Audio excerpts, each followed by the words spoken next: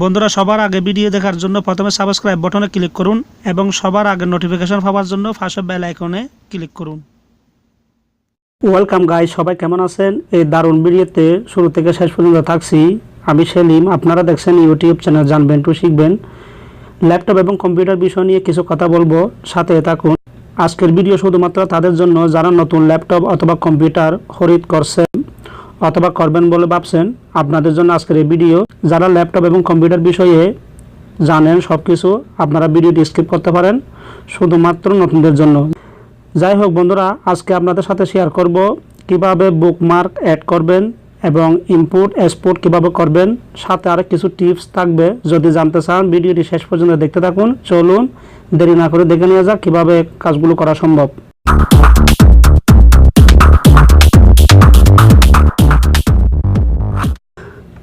প্রথমে Chrome browser open করবেন। আপনাদেরকে দেখাবো কিছু টুলস সেটিং কিভাবে করতে হয়। অনেকে জানেন না, নতুন ল্যাপটপ খরিদ করলে অথবা কম্পিউটার খরিদ করলেও অনেক কিছু জানে না, তাই ভিডিওটি করা। যাই হোক, এখান থেকে সেটিংয়ে এসে এখানে মূল যে বিষয় হচ্ছে, যেমন এখানে একটি হোম বাটন দেখা যাচ্ছে। এখানে আপনারা চাইলে যে কোনো একটি লিঙ্ক অ্যাড করতে পারেন। এখন বর্তমানে আমি একটি চ্যানেলের নাম অ্যাড করলাম লিঙ্ক।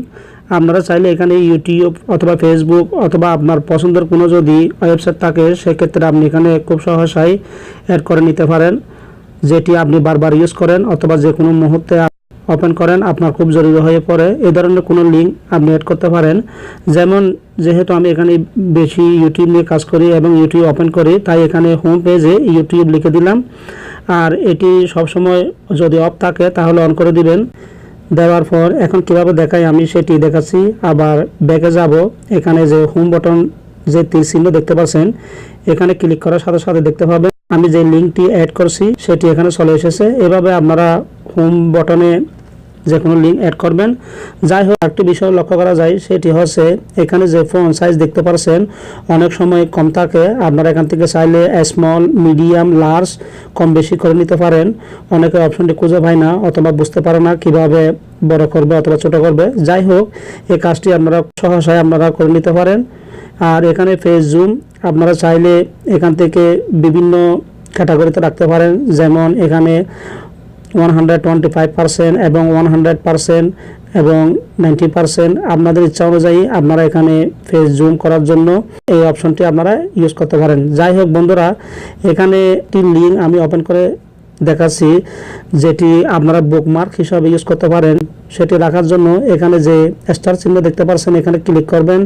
উপরের নামটি চেঞ্জ করে দিতে পারেন, একটি নতুন ফোল্ডার তৈরি করতে পারেন। করার পর ডানে ক্লিক করলে হয়ে যাবে। আর এখানে যে নাম দেখতে পাচ্ছেন, আপনাদের ইচ্ছা অনুযায়ী যে কোনো নাম আপনারা রাখতে পারেন।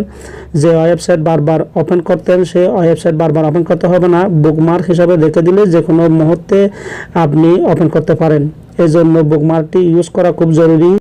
বুকমার্ক ইম্পোর্ট এবং এক্সপোর্ট করার জন্য অনেক সময় আমরা বিভিন্ন ব্রাউজার ওপেন করে থাকি অথবা ফরম্যাট দিয়ে থাকি, ল্যাপটপ অথবা কম্পিউটার। সেক্ষেত্রে বুকমার্ক ইম্পোর্ট করতে পারেন অথবা অন্য ডিভাইসে ইউজ করার জন্য আপনি চাইলে এক্সপোর্ট করতে পারেন। সেক্ষেত্রে 3 ডট অপশন আসবে। 3 ডট অপশন থেকে এখানে বুকমার্ক আসবেন। বুকমার্ক থেকে দেখতে পাবেন নিচে বুকমার্ক ম্যানেজার, এ ধরনের একটি অপশন দেখতে পাবেন। এখানে ক্লিক করবেন, ফোল্ডার সব কিছু এখানে শুরু করবে।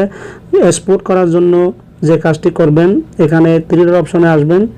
এখান থেকে এর নিচে দেখুন এক্সপোর্ট, উপরে হচ্ছে ইম্পোর্ট। প্রথমে এক্সপোর্ট কিভাবে করবেন সেটি দেখাচ্ছি।